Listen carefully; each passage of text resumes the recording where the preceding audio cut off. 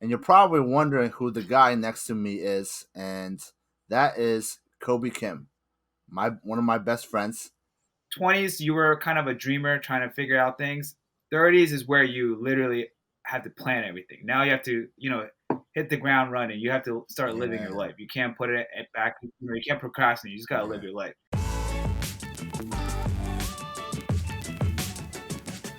And I don't know if you want to share this, but I'm thinking about that story. When you were about to get that job.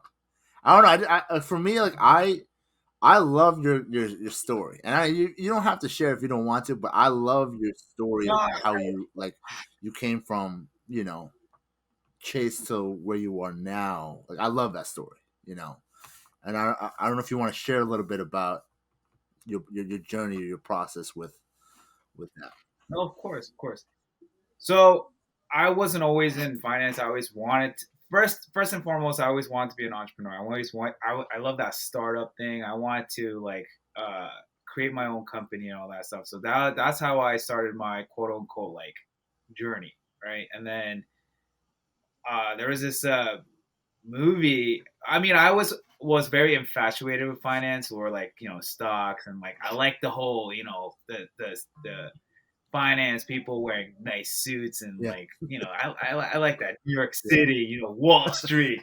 You know, I won't lie, like I like yeah. that. So I was always infatuated with this, like what more of the Right, character of the people who worked in finance than the finance itself. Because I'll be honest, I know you guys think that Asians are all good at math. We're not good at math. I suck at math. Like I have to ask Tim for how much do I pay tip on a $40 meal. So like I'm not the guy that's so great right, at math, but I like the aura of the people who worked in finance. So you know I I'm not always the type where if I'm gonna do something, I want to do big, mm, like big way. Like I want to do it like shoot. My one of my favorite quotes is like, "Shoot for the moon.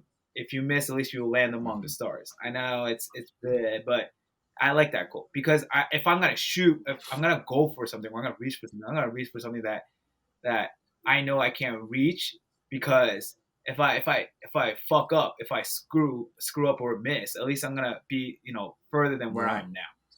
So when I wanted to go into finance, I was like, you know what? I know I'm not licensed. I don't have the I don't have those Ivy League degrees. I don't have any hookups or connections or anything. But I'm gonna apply for a big firm. So I applied for Merrill Lynch.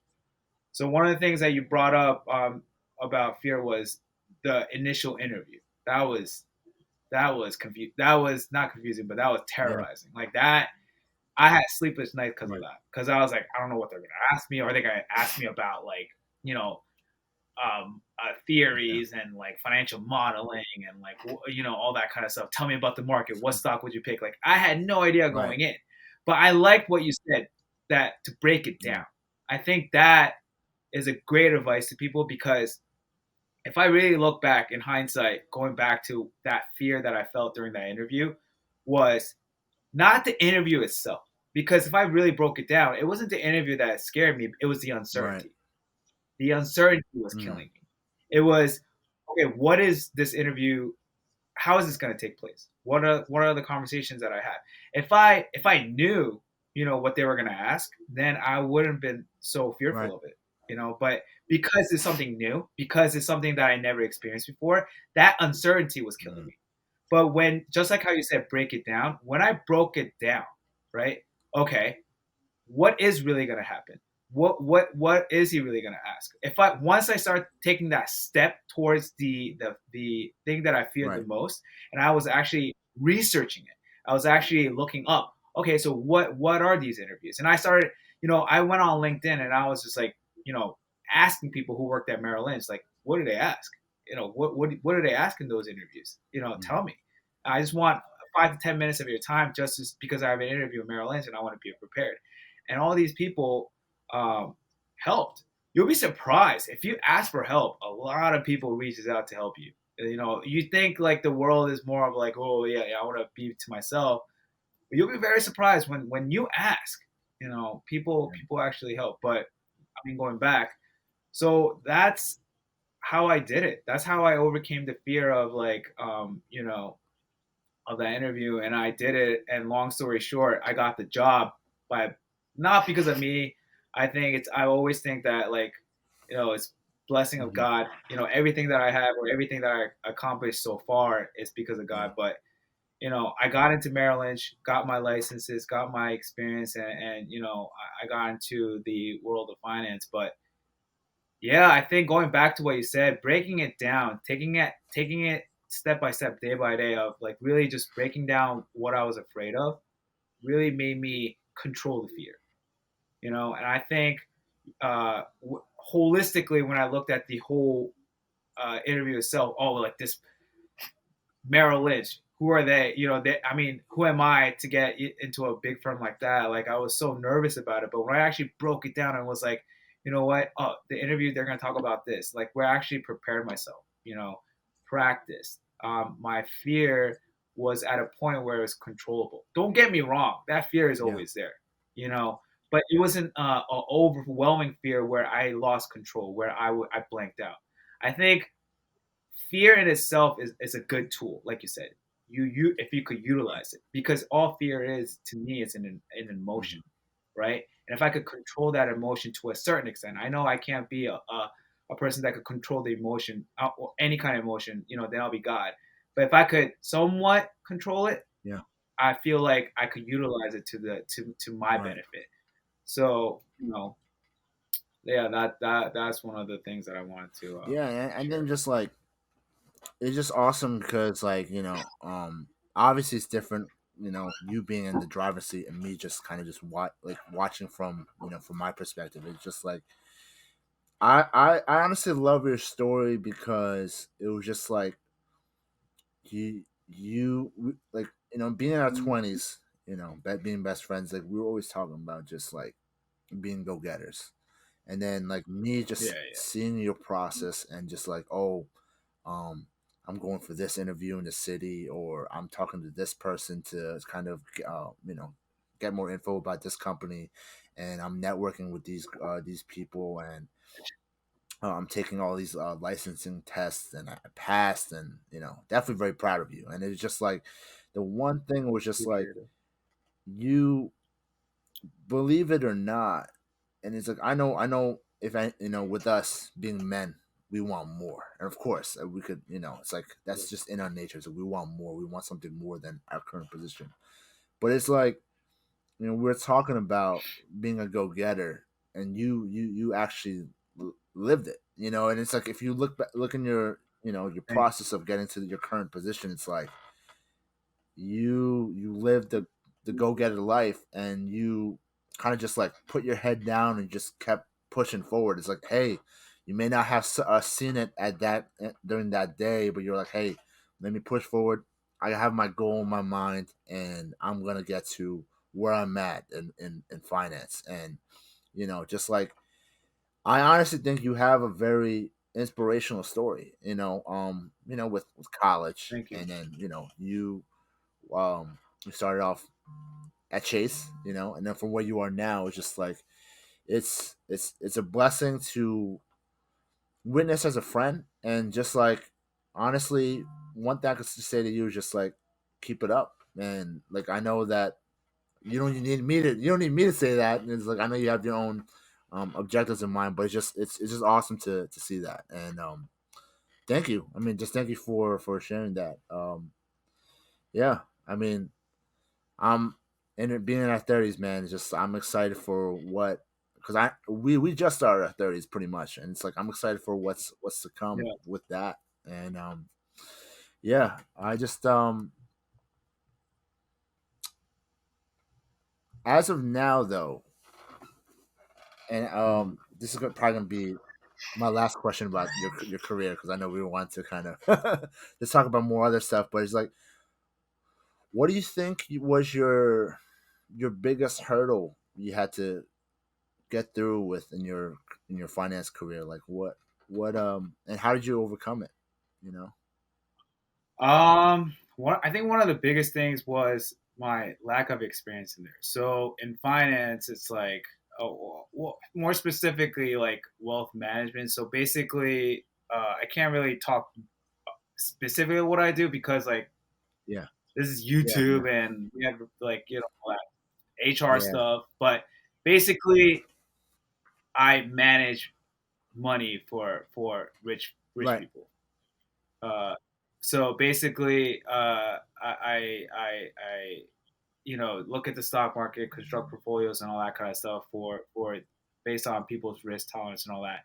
But in finance, experience is huge. You want to get to know about the market. You want to know, what moves the market, the macroeconomics and all that kind of stuff. But I didn't have any experience in that, and that was a huge hurdle because uh, you try to convince, we're not convinced, but you try to inform a client that's worth millions of dollars to, entrust their wealth to you is a big task, and you got to know what you're doing. And that I think comes with experience, yes, but also just, you just got to know. Yeah. And I think that was one of my biggest hurdles. And how I overcame that was just deep diving. I read books. Quick story. Like, if I didn't know anything about, I didn't come from finance, so I Timmy could attest to this because we almost lost our friendship. But for 3 years, I was just in my house, just reading books, studying anything that I could read about finance. And that's how I did it. That's how I overcame that lack of experience. And back then too, like, think about it, a 25 year old, 26-year-old asking for you to manage that 500,000 or $1 million account. They're not going to trust you with that. So you gotta be on top of that. Right. So I had like two things that are going against me, like lack of experience and also my age. So that was huge, a hurdle for me to overcome. But I think one thing was, yes, the knowledge, like get to know, research, and know better, gain that knowledge, and get that mentorship. But another thing was huge, was confidence. Mm. um, that confidence level was huge because I learned this, the hard way. Obviously, if you were confident enough, no matter what age you were, if you were confident enough to know what you're talking about, you look the client dead in the eye and say that, listen, this, and this. Like, I feel like the market's gonna do this, so I think we should allocate your assets to this and this and this. If you sound confident, I feel like that was a big factor too. Mm-hmm. And I feel like those things, uh, you know, combined, helped me overcome that hurdle. But yeah, it wasn't easy. It wasn't easy. It was a lot of like alone time, reading, trying to get my confidence up, trying to get my, like, I had many sleepless nights because of that, because of those things. But looking back, yeah, I just, like you said, I sometimes I just was like, I looked down, I was just like, all right, keep grinding, another day, and then that's how I did it. But yeah, that was huge. That was definitely a huge factor.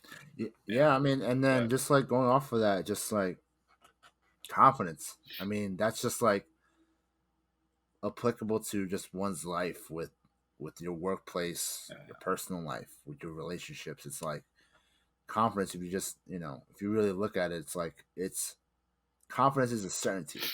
You have like you have an air of certainty about yourself. You're certain about yourself, and people are yeah, attracted to that.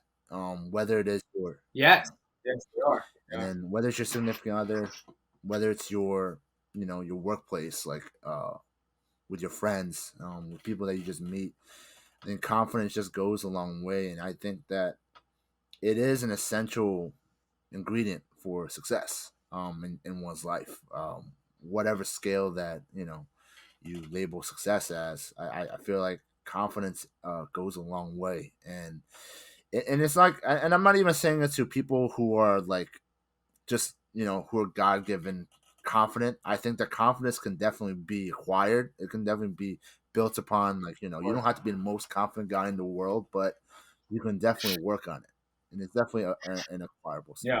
Yeah, Yeah, and I I agree. think I mean, there's a fine line though. Like, yeah, that what? No, I'm Oh no, sorry. no, Continue. continue. Yeah, yeah. What are you gonna say? No, I think you're absolutely right. I think confidence is a big Yeah. rule in life in general. And I learned this, like I said, I didn't read somewhere in this book. Like I know all these self help books because I read a lot of self help books. But and you listen to a lot of people like they say, "Oh, be confident."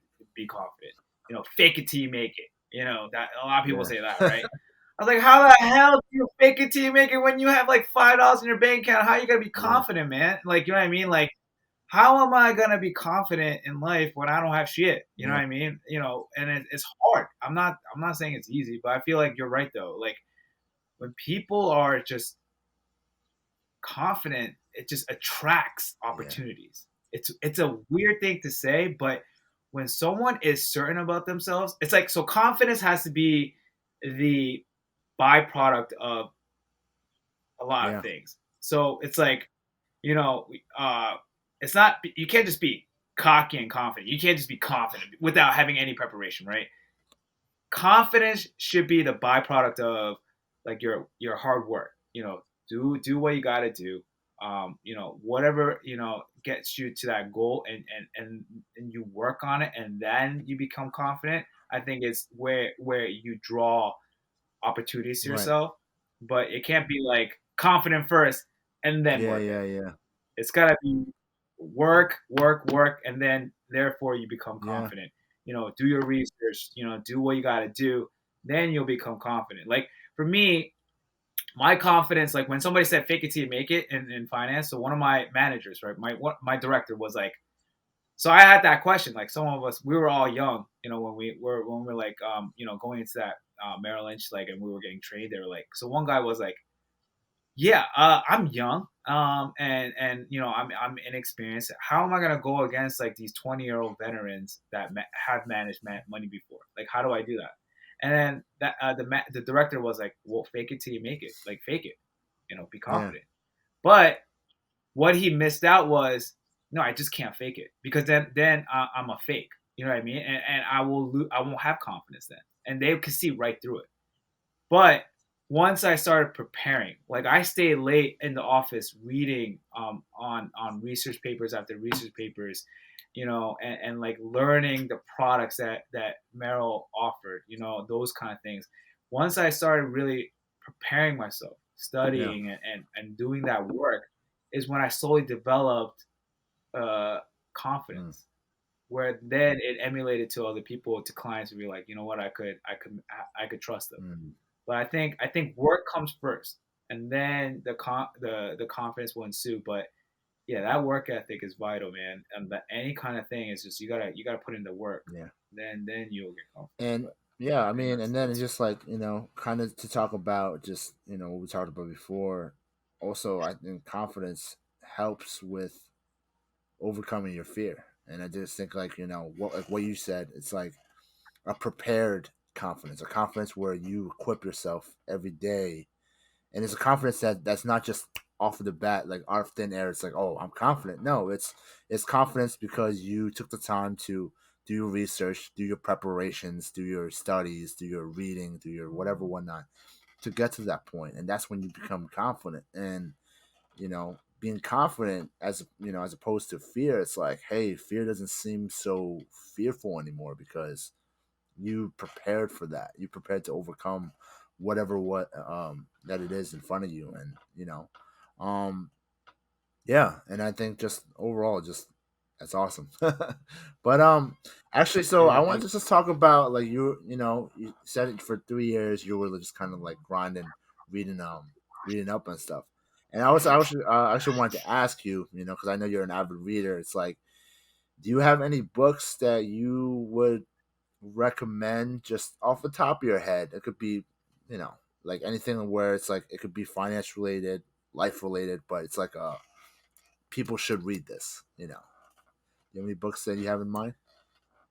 Oh, I have a lot, but first thing that comes to mind is like it's believe it or not, it's a fictional book, but I think it gives you uh like just a different perspective on life. So one of the things with Tuesdays with Maury, Great book Mitch Albom, I think that's for the sure. title. I mean the author, but that just to give a summary of it, I don't want to give everything away, but probably most people probably read it. But it's just a guy's about to die, but it's his perspective Right. on life, and it just gives you things. It just gives you like wow, like you realize a lot of things about your life that you kind of missed out on, and that you kind of you know uh it makes you realize Right. things. It's a great book. And for people who are trying to like another good book is The Alchemist. I read that like five or six times. Amazing That book. that book is always like Mhm. a great book. And another fictional book is The Noticer by Andy Andrews. I think that's a very good book. Everybody should check that out. That these books, it has a common theme. It's about positivity. It's about being thankful, grateful about things. And I think in today's world, we're very we forget to be grateful. Right. We are just so hell bent on, like you said, like the next thing, the next goal. We seldom stop just to stop and just be grateful of how far we come, or the things that we have. And especially during these pandemic, like this COVID, like a lot of people, I think, realize, wow, how grateful to have, like, nobody being sick around you. You know, um, yeah, I think these books just tell you just how to be grateful, how to just realize that things that you have in life, it's not, you shouldn't take it for granted. And I think that's a huge thing. And, But and yeah, I mean, just go through. I was just like, when you spoke about positivity, I think that's just one of my mantras that I live by, and I think there's a lot of power in positivity, and just in general, like before I like so, you know, outside of YouTube, I work at a hospital, and I won't name where you might recognize me or whatever, whatnot. But before I worked at the hospital, like setting, like I generally thought that I knew what the concept of positivity was until I came to this current place that I'm working at now. And honestly, it's like every day, every day is a mental wrestling match, for lack of better words. And it's just like mental, emotional, and it's like you know, whoever works at a hospital, whoever's watching this right now, it's like you guys know what it's like to work at a hospital. It can get very mundane, it can get very routine, but the chaos is always constant. Chaos is always constant, and for people who don't have like a I'm not saying that I have the strongest mindset, but who don't have like a stable mindset, you're gonna crumble. And I think just one of the biggest things that I'm very kind of just grateful for is that I continue to lean on positivity. And you've heard, during my time here in my current job, how much I bitched and complained, and how much I hated my job, and it was just like, why the hell am I here? Yada yada. But I think just like the biggest blessings that I've had since working here is that I know how to be truly positive. And it's like I deal with negative people all the time. People constantly just complaining to me about this, and that, and just like about a particular person or whatever, whatnot. But it's just like I tend to lean on just like, hey, like I believe everybody possesses an inherited light in their lives, and no one else Mhm. can take that light away from you. And I think everyone possesses it. It's just up to you whether or not you want to display that light to the world. But it's like, hey, I realize this. I have a light, and I won't let people who are negative, quote unquote, take that away from me. And just like, I definitely really developed that concept for positivity, and just like, hey, listen, like to anyone who's watching this, just like, hey, like, I know work can be stressful, but like continue to continue to be grateful. And like I want to talk about great gratitude. It's like it just goes a long way. I think just like even building up to it, even being grateful for the little things, what we call those little things, but like what I mentioned before, being grateful for just waking up the next day, being grateful to have a family or to have a roof under your head, to have food on your table. We kind of take that for granted, but it's like if we really think about it, we gotta be grateful for even those little things that we say, that are little, but they're actually really big things because we need that every day. But um, yeah, so I think like you hit the nail, just like gratitude and positivity, you know. Um, but yeah, just I kind of wanted to Well, if you talk to don't you. mind me asking, I think, well, before we go to that, if you don't mind Yeah, me asking, I think the viewers want to know too.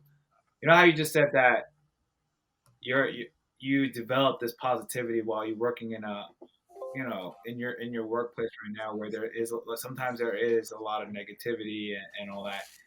Um, I mean, for instance, like a viewer like me, if I would want to know, like, okay, you say that you're positive, give me the how tos. I want to know mm, how. Let's say some people probably would be in the same situation as you, where they're going to work and they're like, damn, it's hard, man. yeah.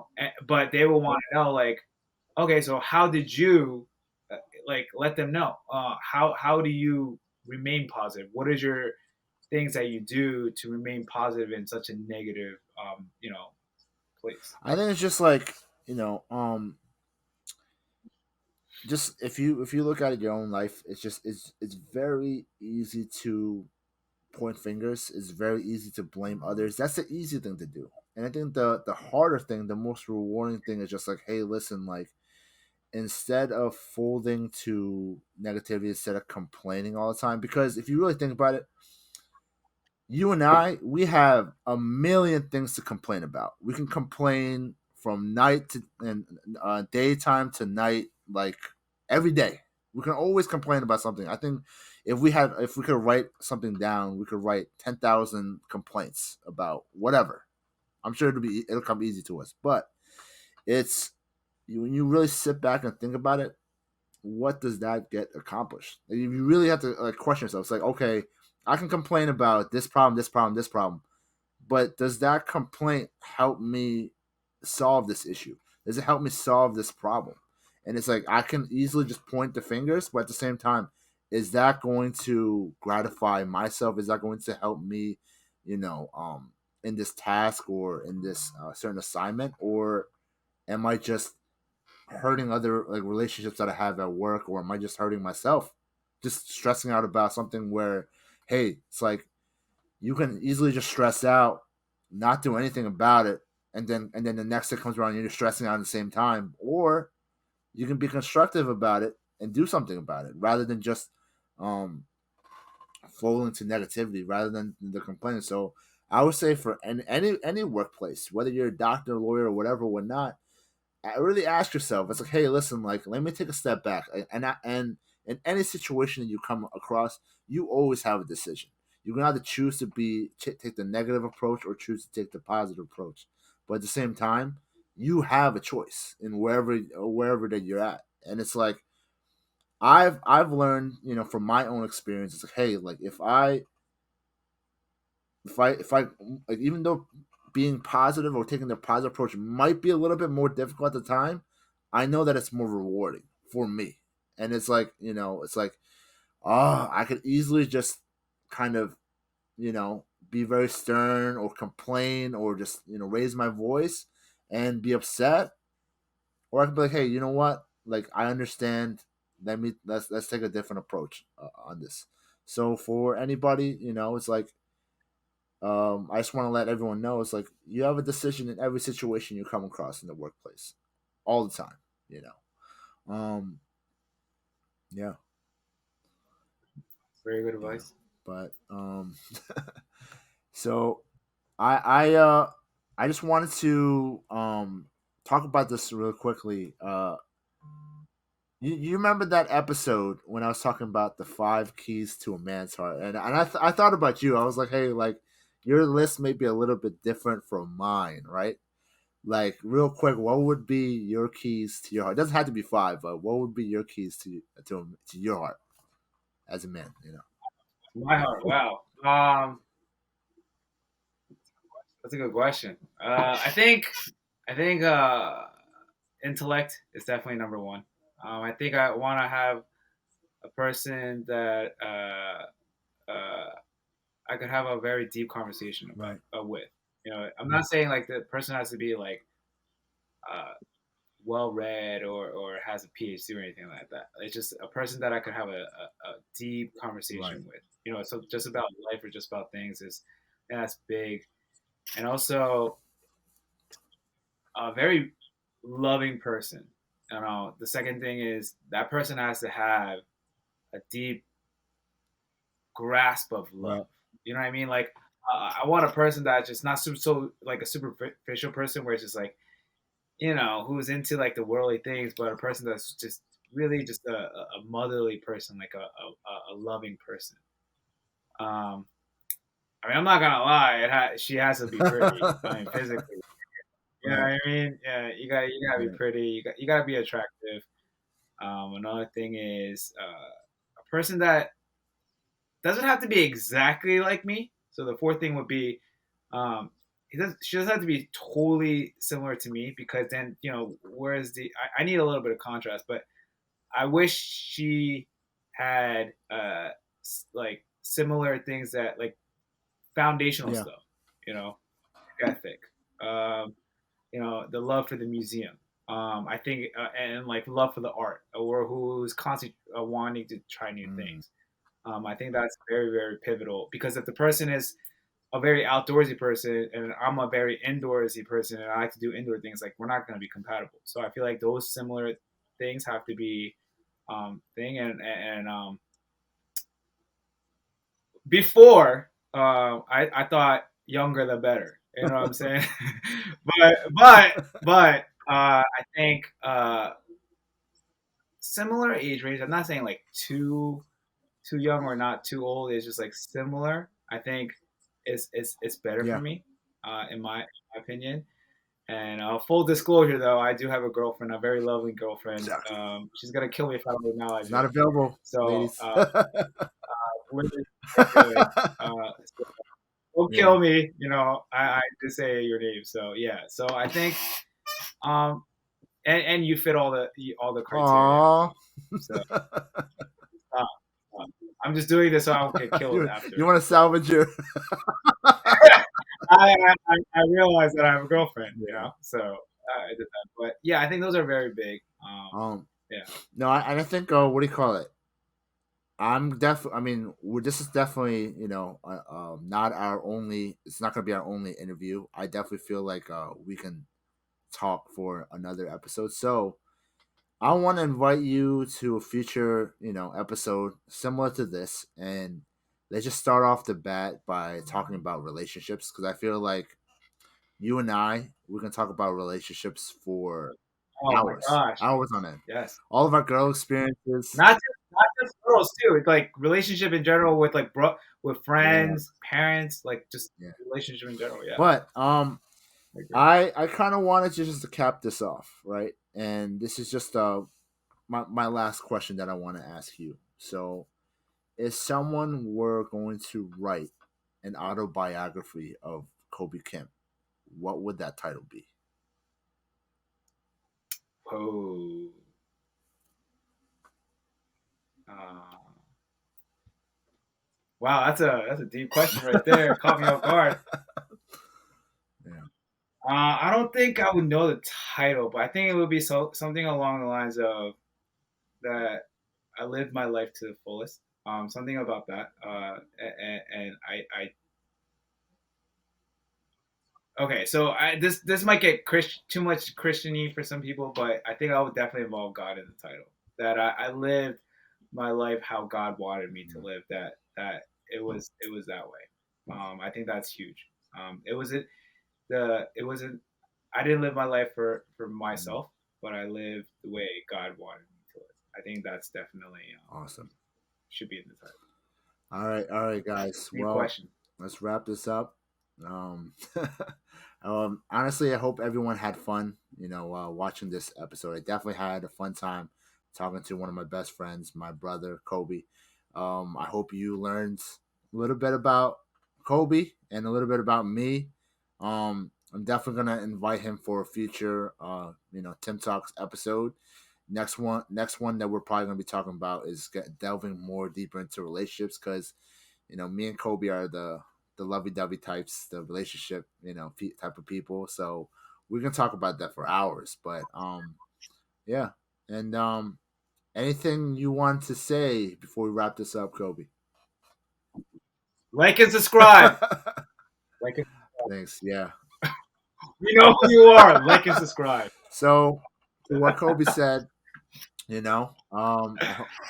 thank you, and I hope everyone has a wonderful week. I love y'all, and peace.